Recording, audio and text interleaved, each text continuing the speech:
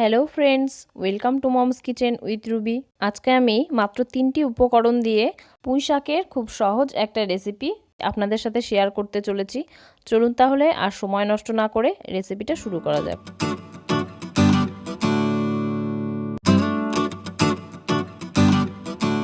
প্রথমে আমি এখানে একটা মিরিক মাছের মুড়ো নিয়ে নিয়েছি।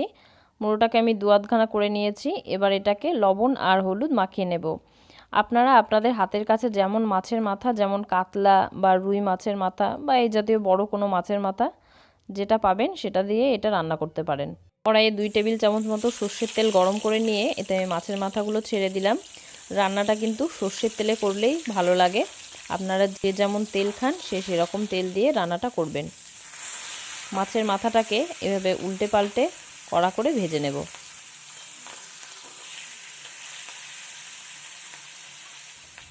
মাছের মুড়োগুলো ভাজা হয়ে গেছে। এবার এগুলোকে তেল থেকে তুলে নিচ্ছি। এবার ওই মাছ ভাজার তেলের মধ্যে আমি একটা শুকনো লঙ্কা আর 1 চা চামচ কালো জিরে দিয়ে দিলাম। ফোড়নটাকে হালকা করে ভেজে নিয়ে এর মধ্যে দিয়ে দিচ্ছি 7-8টা কাঁচা লঙ্কা চেরা।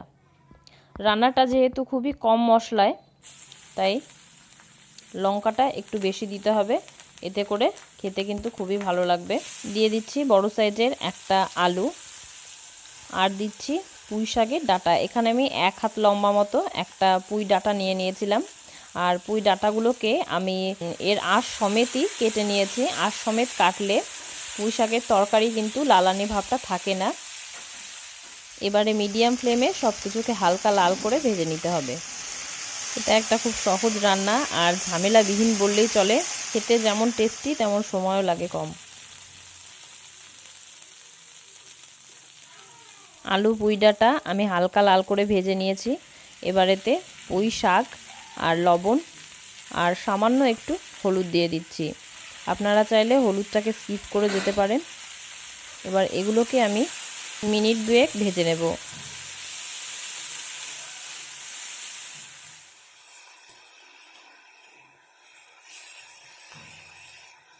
সব কিছুকে আরও 2 মিনিট ভেজে নিয়ে আমি এতে দিয়ে দিচ্ছি 2 কাপ মতো গরম জল। এবার জলটা ফুটে ওঠা অবধি অপেক্ষা করব। আমার এই রান্নাগুলি ভালো লাগলে অবশ্যই বন্ধু বান্ধব আর ফ্যামিলির সাথে শেয়ার করবেন। আর আপনি যদি এখনও আমার চ্যানেলটি সাবস্ক্রাইব করে না থাকেন তাহলে অবশ্যই চ্যানেলটি সাবস্ক্রাইব করে চ্যানেলটির সাথে থাকবেন। ঝোলটা ফুটে গেছে। আমি মাছের মাথাগুলো এর মধ্যে দিয়ে দিচ্ছি। দেখতেই পাচ্ছেন মাছের মাথাগুলোকে আমি ভেঙে দিয়েছি। মাছের মাথাটা এরকম ভেঙে দিলে খেতে আরও ভালো লাগবে। এবার সব কিছুকে একটু নাড়াচাড়া করে নিয়ে ঢাকা চাপা দিয়ে এটাকে রান্না করে নিতে হবে 5 থেকে 6 মিনিট মতো।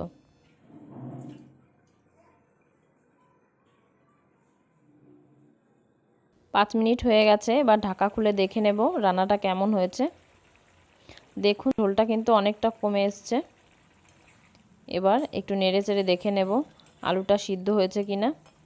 দেখুন আলুটা কিন্তু সিদ্ধ হয়ে গেছে আর ডাঁটাটাও সিদ্ধ হয়ে গেছে। এবার গ্যাসের ফ্লেমটাকে একদম লো করে দিয়ে আরও 2 মিনিট রান্না করে নিলেই এটা রেডি হয়ে যাবে।